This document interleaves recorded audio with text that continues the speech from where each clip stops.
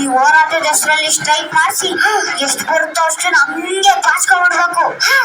ಇವತ್ತು ರಾತ್ರಿನೇ ನನ್ 3 ಕಾರು ನಿನ್ನ 2 ಕಾರ್ ತಗೊಂಡು ಬೆಂಗಳೂರಿಗೆ ಹೋಗಿ ಸ್ಟ್ರೈಕ್ ಶುರು ಮಾಡ್ಬಿಡುವ. ಹಂಗಂತ ಆ ರೈತರನ್ನೆಲ್ಲ ನಮ್ ಕಾರು ಗಚ್ಕೊಂಡ್ಬಿಡ್ಬೇಡ ಕಂಡ. ಅವ್ರು ಬರೋದ್ ಬೇಡವಾ? ಬರ್ಬೇಕು ಕಂಡ. ಅವ್ರಿದ್ರೆ ತಾನೇ ನಮ್ ಹೋರಾಟಕ್ಕೊಂದು ಕಡೆ. ಅವ್ರಿಗೆ ಅತ್ಲೆ ನಾನು ಉಸ್ತುವಾರಿ ಸಚಿವರಿಗೆ ಫೋನ್ ಮಾಡಿ ಒಂದ್ 200-300 ಪುಕ್ಷದ ರೈಲ್ ಟಿಕೆಟ್ ನ ಬುಕ್ ಮಾಡಿಸಿ ಒಬ್ಬೊಬ್ಬನ ಹತ್ರನು 500 ರೂಪಾಯಿ ವಸೂಲಿ ಮಾಡ್ತೀನಿ.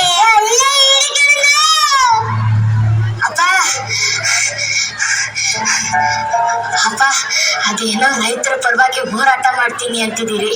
ನಿಮ್ಮ ಪುಣ್ಯ ಬರ್ಲಿ. ಮಳೆ ಬೆಳೆ ಬರ್ದೆ ರೊಟ್ಟಿ ಮಾಡಕ್ ಇಟ್ಟಿಲ್ಲ. ಹೆಂಡತಿ ಮಕ್ಕಳು ಹಸ್ಕೊಂಡು ಸಾಯ್ತವ್ರೆ. ಅದಕ್ಕೆ ಮಲ್ಲಣ್ಣ ನಿಮ್ಮಂತವ್ರನ್ನೋ ನಾವು ಹೋಗ್ಲಾಡ್ಸಿ ನಿಮ್ ಜೀವನದಲ್ಲಿ ಬೆಳಕ್ ಬರ್ಬೇಕು ಅಂತ ತಾನೇ ನಾವು ಹೋರಾಟ ಮಾಡ್ತಿರೋದು. ಇವತ್ ರಾತ್ರಿ ಟ್ರೈನ್ಗೆ ನಮ್ ಜೊತೆ ಬಂದ್ಬಿಡು. 2 ದಿನ ಉಪವಾಸ ಕುಂತ್ರೆ ಸರ್ಕಾರದಿಂದ ಪರಿಹಾರ ತಾನಾಗೆ ಬರ್ತದೆ. ಹೌದಾ? ಹಾಗಾದ್ರೆ ನಾನು ನಿಮ್ ಜೊತೆ ಬೆಂಗಳೂರಿಗೆ ಬರ್ಬೋದಾ? ಓ ಬರ್ಬೋದು ಬರ್ಬೋದು. ಬರ್ಬೇಕಾದ್ರೆ 500 ರೂಪಾಯಿನ? ಹೊಟ್ಟಿ ಹಿಟ್ಟಿಲ್ಲ ಅಂತದ್ರಲ್ಲಿ ನನ್ನಂತ ಪರದೇಶ ಇಲ್ಲಿಂದ ಬರ್ಬೇಕು ಅಷ್ಟೊಂದು ದುಡ್ಡು. ನೋಡ್ವಲ್ಲಣ್ಣ, ನಾವ್ ಹೇಳಿದ್ದು ಕೇಳ್ಕೊಂಡ್ ಬರೋಣ ಮಾತ್ರ ಕರ್ಕೊಂಡು ಹೋಗ್ತೀವಿ. ಒಳಕ್ಕೆ ಕಾರ್ ವ್ಯವಸ್ಥೆ ಮಾಡ.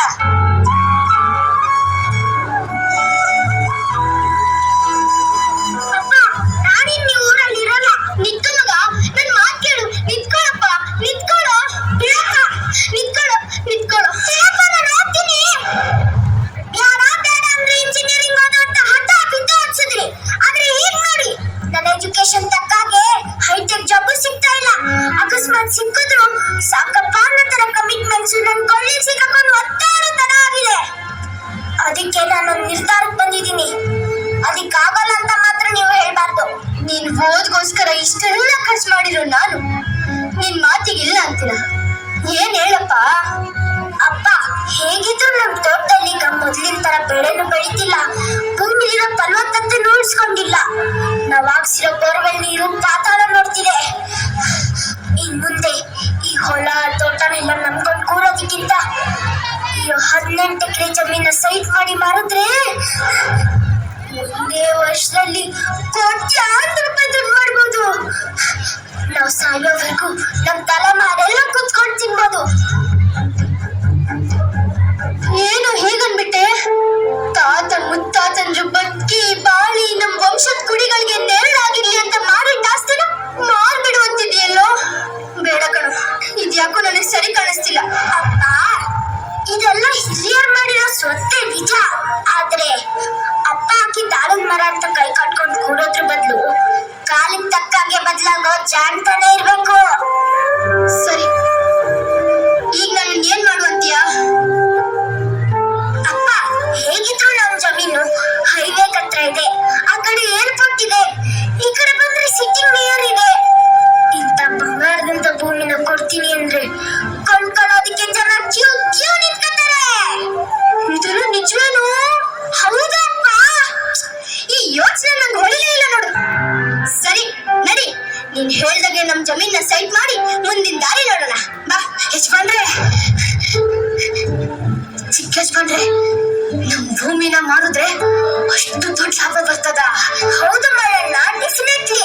ಯಜಮಾನ್ರೆ, ನಾನು ಭೂಮಿನೂ ಹೆಚ್ಚು ಕಮ್ಮಿ 4 ಎಕರೆ ಐತೆ. ಅದ್ರಾಗ 1 ಎಕರೆ ಪೂರಾ ಹಾಳಾಗೋಗೈತೆ. ಮಳೆ ಬೆಳೆ ಬರ್ದೆ ದಿಕ್ಕೇ ತೋಚ್ದಂಗಾಗಿತ್ತು. ನೀವೇನೋ ಹೊಸದಾರಿ ಕಂಡ್ಕೊಂಡಿದ್ದೀರಲ್ಲ, ಅದ್ನ ನಂಗೂ ಹೊಸಿ ಹೇಳಿ ಸಹಾಯ ಮಾಡಿ ಸ್ವಾಮಿ. ನೋಡಿ ಮಲ್ಲಣ್ಣ, ನಮ್ ಜಮೀನ ಕೊಂಡ್ಕೊಳ್ಳೋರಿಗೆ ಹೆಂಗಂದ್ರೆ ಹಂಗೆ ಜಮೀನ್ ತೋರ್ಸಕ್ ಆಗಲ್ಲ. ಅದಕ್ಕೆ ಅಂತಾನೆ ಕೆಲವೊಂದು ರೂಲ್ಸ್ ಅಂಡ್ ರೆಗ್ಯುಲೇಷನ್ಸ್ ಅಂತ ಇರುತ್ತೆ. ಗಾಳಿ ನೀರು ಬೆಳಕಿನ ವ್ಯವಸ್ಥೆ ಜೊತೆಗೆ ವಾಸ ಮಾಡೋ ಯೋಗ್ಯ ಅನ್ನೋ ತರ ರೆಡಿ ಮಾಡಿಸಿರ್ಬೇಕು. ಇದಕ್ಕೆಲ್ಲ ತುಂಬಾ ಹಣ ಖರ್ಚಾಗುತ್ತೆ. ಇದೆಲ್ಲ ಆದ್ಮೇಲೆ ಮಾರಾಟ ಮಾಡೋದು. ಇದಕ್ಕೆಲ್ಲ ನೀವು ರೆಡಿನಾ? ಏನು, ನಮ್ ಭೂಮಿನ ನಾವ್ ಮಾಡ್ಬೇಕು ಅಂದ್ರೆ ಇಷ್ಟೆಲ್ಲ ಮಾಡ್ಬೇಕಾ? ಮತ್ತೆ ಕುರಿ ಕೊಬ್ಬಿದ್ರೆ ತಾನೇ ಜನ ತಗೊಳ್ಳೋದು. ನೋಡಿ ಮಗ, ನೀನು ಹೋಗೋಣ. ಬರೀ ಬುದ್ಧಿ. ಬನ್ನಿ ಬನ್ನಿ ಬನ್ನಿ ಬುದ್ಧಿ.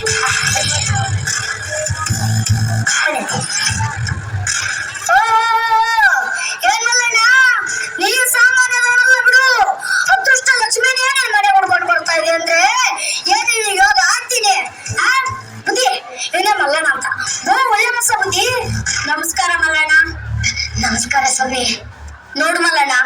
ನೇರವಾಗಿ ವಿಷಯಕ್ಕೆ ಬರ್ತೀನಿ. ನಾನು ಈ ಊರಿನಲ್ಲೊಂದು ವಿದ್ಯುತ್ ಉತ್ಪಾದನೆ ಮಾಡೋ ಫ್ಯಾಕ್ಟರಿನ ಶುರು ಮಾಡ್ಬೇಕು ಅಂತ ಅನ್ಕೊಂಡಿದ್ದೀನಿ. ಅದಕ್ಕೆ ಬೇಕಾಗಿರೋ ಭೂಮಿನ ನಾವು ಆಲ್ರೆಡಿ ಪರ್ಚೇಸ್ ಮಾಡಾಗಿದೆ. ನಿಂದೊಂದೇ ಬಾಕಿ ಇರೋದು. ನಿಮ್ಗೆ ನಮ್ಮ ಭೂಮಿನ ಯಾಕೆ ಬೇಕು ಬುದ್ಧಿ? ನೋಡಯ್ಯ, ನಿನ್ ಭೂಮಿ ನಮ್ ಕಂಪ್ನಿ ಕಟ್ಟಕ್ಕೆ ತುಂಬಾ ಚೆನ್ನಾಗಿದೆ. ಅದಲ್ಲದೆ ಇಲ್ಲಿ ಉತ್ಪಾದನೆ ಆಗೋ ವಿದ್ಯುತ್ ನಾವು ಬೆಂಗಳೂರು ಕಳಿಸ್ತೀವಿ. ನೀವು ಬೆಂಗಳೂರಿಗೆ ವಿದ್ಯುತ್ ಕಳ್ಸಕ್ಕೆ ನಾವ್ಯಾಕೆ ಸ್ವಾಮಿ ನಮ್ಮೂರ್ನ ಬಲಿ ಕೊಡ್ಬೇಕು? ಅಲ್ಲಯ್ಯ, ನೀನ್ ಇಲ್ಲಿ ಬೆಳೆದು ಏನ್ ಸಂಪಾದನೆ ಮಾಡ್ತೀಯ? ಅದೇ ಈ ಭೂಮಿನ ನಮಗ್ ಕೊಟ್ಟೆ ನಾನ್ ನಿಮ್ಗೆ ಕೆಲಸ ಕೊಡಿಸ್ತೀನಿ, ಕೈ ತುಂಬಾ ಸಂಬಳ ಕೊಡಿಸ್ತೀನಿ. ನಮ್ ಬುದ್ಧಿ ಮಾಡೋ ಕೆಲ್ಸ, ಕೈ ತುಂಬಾ ಕಾಸು. ಚೆನ್ನಾಗಿದೆ ಸ್ವಾಮಿ ನೀವ್ ಹೇಳ್ತಿರೋದು. ರಟ್ಟಿ ಬಗ್ಸಿ ಬೆವ್ರು ಸುರಿಸಿ ಹೊಲ ಆಗುತ್ತೆ. ಈ ಭೂಮಿ ತಾಯಿನೇ ಹುಡ್ತುಂಬ ಅನ್ನ, ಕೈ ತುಂಬಾ ಕಾಸು ಕೊಡ್ತಾಳೆ. ಅಂತದ್ರಲ್ಲಿ ಫಲವತ್ತಾದ ಬೆಳೆ ಕೊಡ್ತಿರೋ ಭೂಮಿನ ಕೇಳ್ತಿದ್ದೀರಲ್ಲ, ನೀವೇನೋ ಫ್ಯಾಕ್ಟ್ರಿ ಶುರು ಮಾಡಿ ಅಂತ ಜಮ್ಮಂತ ಕಾರಣ ಕೊಟ್ಟೊಯ್ತೀರ. ಆದ್ರೆ ನಿಮ್ ಫ್ಯಾಕ್ಟ್ರಿಯಿಂದ ಬರೋ ಹೊಗೆ ಹರಡೋ ಕಾಯಿಲೆ ಕಸಾಯನ ನಾವ್ ಅನ್ಭವಿಸ್ಬೇಕು ಅಂತೀರ. ಕ್ಷಮಿಸಿ ಸ್ವಾಮಿ, ನನ್ನ ಭೂಮಿನ ನಾನು ಯಾರಿಗೂ ಕೊಡಕ್ಕಿಲ್ಲ. ಅನ್ನ ಕೊಡೋ ಭೂಮಿ ತಾಯಿನ ಮಾರ್ಕೊಳ್ಳೋದು ಒಂದೇ, ಹೆತ್ತವನೆದೆಗೆ ಚೂರಿ ಹಾಕೋದು ಒಂದೇ.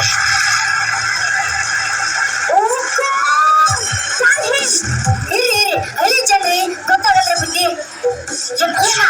ಒಳ್ಳೆ ಮೂರ್ನಾಗ ಮಾತಾಡ್ಬೇಡ. ಅದೃಷ್ಟ ಲಕ್ಷ್ಮಿನೇ ನನ್ನ ಬಗಲ ಬಂದು ಕೂತ್ಕೋತೀನಿ ಅಂತೋಳೆ. ನೀನಿದ್ರೆ ತಾಯಿ ಅಂತ ಹೊಡ್ಕೊಳ್ತಿದೀಯಲ್ಲ. ಕಮಿಷನ್ ಆಸೆಗೆ ಒಂದು ಮನೆಗೆ ದ್ರೋಹ ಬಗ್ಗೆ ಗುಳ್ಳೆ ನರಿ ನೀನು. ಅಯ್ಯೋ, ನಿನ್ನಂತವನ್ನ ಸಾಯಿಸಿದ್ರೆ ಪಾಪ ಬರಕ್ಕಿಲ್ಲ. ನಂಗೆ ಬುದ್ಧಿ ಕೆಲಸ ಮಾಡಕ್ ಹೋಗ್ತೀಯ? ಅಯ್ಯೋ ಇದೊಂದ್ಸಲ ಸರಿಯಾಗಿ ಯೋಚನೆ ಮಾಡು. ಇದು ನಿಮ್ ಊರಿಗೆ ಬಂದಿರೋ ಒಂದು ಒಳ್ಳೆ ಅವಕಾಶ. ಏನಾದ್ರೂ ನಾವಿಲ್ಲಿ ಫ್ಯಾಕ್ಟ್ರಿ ಶುರು ಮಾಡಿದ್ವಿ ಅನ್ಕೋ, ನಿಮ್ ಊರಿನ ರೂಪರೇಷನೆ ಬದಲಾಗ್ಬಿಡುತ್ತೆ. ನಿಮ್ ಊರಿಗೊಂದು ಹೊಸ ಬ್ರ್ಯಾಂಡ್ ಬರುತ್ತೆ, ರೋಡ್ ಬರುತ್ತೆ. ನಿಮ್ಗೆ ನಮ್ ಊರಿಗೆ ಬರಕ್ ಅವಕಾಶ ಮಾಡ್ಕೊಟ್ಟು ನಾವ್ ಊರ್ ಬಿಡ್ಬೇಕಂತಾಯ್ತು ಅಲ್ವಾ? ಏನೋ ಪಾಪ ಬಡವರು, ಸಮಾಧಾನದಿಂದ ಮಾತಾಡೋಣ ಅಂತ ಇಲ್ಲಿವರೆಗೂ ಬಂದೆ. ನಿಮ್ ಭೂಮಿನ ನೀವಾಗೆ ಕೊಡ್ಲಿಲ್ಲ ಅಂದ್ರೆ ಅದನ್ನ ಹೇಗ್ ತಗೋಬೇಕು ಅಂತ ನಮಗ್ ಚೆನ್ನಾಗ್ ಗೊತ್ತು. ಇಡೀ ಸರ್ಕಾರನೇ ನಮ್ ಕೈಯೊಳಗಡೆ ಇದೆ. ಬಂದ್ಬಿಡ್ತಾ ಇರ್ತಾರೆ ತಿನ್ನಕ್ಕೆ.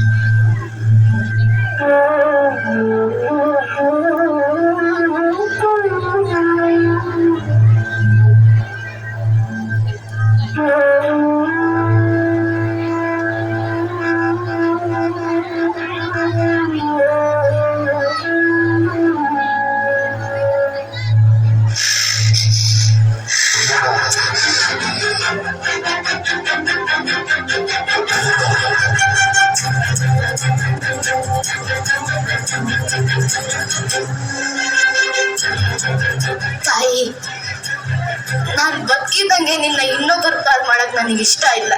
ನನಗೇ ಬದುಕಕ್ ಪ್ರಾಣ ಇಲ್ಲ. ಇನ್ನ ನೀನ್ ನೆನ್ಗೊಳಿಸ್ಲಿ. ನಿಲ್ಲು. ಸಾಯ್ಬೇಕಾಗಿರೋದು ನೀನಲ್ಲ. ಯಾರದು ಯಾರದು? Sir sir sir please sir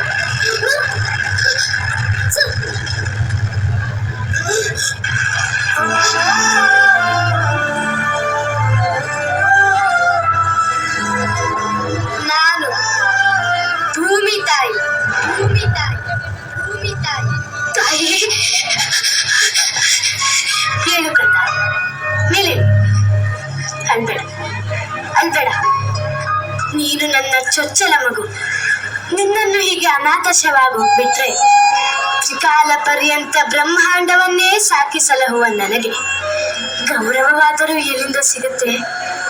ಸಾಯ್ಬೇಕಾಗಿರೋದು ನೀನಲ್ಲ, ಈ ಕೊಳತೋಗಿರೋ ರಾಜಕೀಯ ವ್ಯವಸ್ಥೆ, ಲಾಭಕೋರ ಕಂಪನಿಗಳು, ಅಂಧಕಾರವನ್ನೇ ಬೆಳಕು ಅಂದ್ಕೊಂಡಿರೋ ಈ ಸಮಾಜ. ಚುನಾವಣೆ ಹತ್ರ ಬರ್ತಿದ್ದಾಗೆ ನೂರಾರು ಭರವಸೆ ಕೊಟ್ಟು ವೋಟ್ ಹಾಕ್ಸ್ಕೊಂಡು ಕಣ್ಮರೆಯಾಗೋ ಈ ರಾಜಕೀಯ ನಾಯಕರ ಮುಂದೆ ಒಬ್ಬ ರೈತ ಬಂದು ತನ್ನ ದುಃಖನ ಹೇಳ್ಕೊಂಡ್ರೆ ಇದ್ರು ಇಲ್ಲಿರೋ ತರ ಚಾರ್ ಕೊಡ್ತೀರ. ಕಾಯಕ ಯೋಗಿ, ಶ್ರಮಜೀವಿ, ದೇಶದ ಬೆನ್ನೆಲುಬು ಅಂತೆಲ್ಲ ಕೂಗಿ ಕೂಗಿ ಹೇಳ್ತೀರಿ. ಆದ್ರೆ ಅವನನ್ನೇ ತುಳಿದು ನೀವು ಕೋಟಿ ಕೋಟಿ ಸಂಪಾದನೆ ಮಾಡ್ತಾ ಇದ್ದೀರಾ. ನಮ್ಮ ದೇಶಕ್ಕೆ ಸ್ವಾತಂತ್ರ್ಯ ಬಂದು ಇಷ್ಟು ವರ್ಷ ಆದ್ರೂ ನನ್ನ ಹೆಮ್ಮೆಯ ಮಗನಾದ ಗಾಂಧೀಜಿಯವರ ಗ್ರಾಮ ಸ್ವರಾಜ್ಯದ ಕನಸು ಬರೀ ಕನಸಾಗೆ ಉಳಿದೋಯ್ತು. ಬರೀ ಫೋಟೋ ತೆಗೆಸ್ಕೊಂಡು ಟಿವಿಗೆ ಮುಖ ತೋರಿಸ್ಕೊಂಡು ಪ್ರಚಾರ ಮಾಡ್ಕೊಳ್ಳೋದ್ರಲ್ಲೇ ಕಾಲ ಕಳೀತಿದ್ದೀರಾ. ನಿಮ್ಗೆ ನಿಜವಾಗ್ಲೂ ನನ್ನ ಮೇಲೆ ಪ್ರೀತಿ ಗೌರವ ಅನ್ನೋದಿದ್ರೆ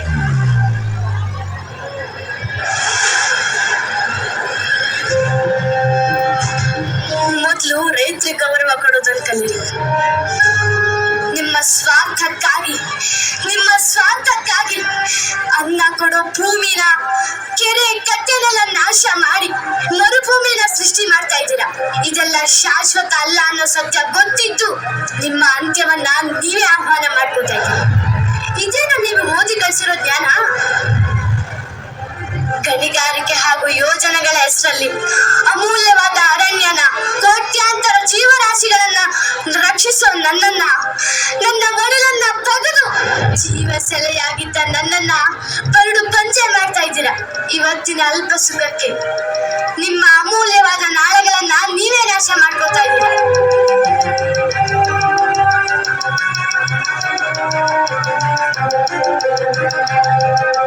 ಭೂಮಿ ತಾಯಿ ಮಕ್ಕಳನ್ನ ಎಲ್ಲೆಲ್ಲಿ ಕಡೆಗಣಿಸ್ತಾರೋ ಅಲ್ಲಿ ಏನೇನು ಅನಾಹುತಗಳಾಗ್ತಿದೆ ಅಂತ ನಿಮ್ಗೆ ಈಗಾಗಲೇ ಗೊತ್ತು. ಇದನ್ನ ಹೀಗೆ ಮುಂದುವರ್ಸ್ಕೊಂಡು ಹೋದ್ರೆ ನೀವು ನಿಮ್ಮ ನೆಮ್ಮದಿಯ ನಾಳೆಗಳನ್ನ ಕಳ್ಕೋಬೇಕಾಗತ್ತೆ.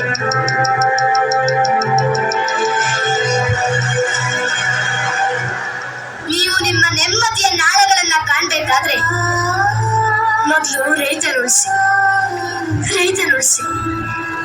ರೈತ ಉಳಿದ್ರೆ ನಾನು ಉಳಿತೀನಿ, ನಾನು ಉಳಿದ್ರೆ ನೀವೆಲ್ಲ ಉಳಿತೀರಿ.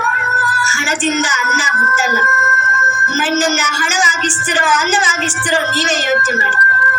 ನೀವೆಲ್ಲ ಮಾಡಿರೋ ಅನಾಹುತಗಳಿಂದ ಇವನಂತ ನಿಜವಾದ ರೈತರು ಊರಿಗೆ ಕೊರಳು ಕೊಟ್ಟು ಇಲ್ಲವಾಗ್ತಿದ್ದಾರೆ. ಮಗು, ನನ್ನನ್ನ ನಂಬು. ದಿನದ ಬಹುತೇಕ ಸಮಯ ಭೂತಾಯಿ ಕೆಲಸಕ್ಕೆ ಮೀಸಲಿಡು. ದುಡಿಯದೆ ಸಮಯ ವ್ಯರ್ಥ ಮಾಡುವವರ ಸಹವಾಸ ಬಿಟ್ಬಿಡು. ಕೈ ಕೆಸರಾದರೆ ಬಾಯಿ ಮೊಸರು, ಕಾಯಕವೇ ಕೈಲಾಸ ಎಂದ ಬಸವಣ್ಣನ ತತ್ವಕ್ಕೆ ಬದ್ಧನಾಗಿದೆ.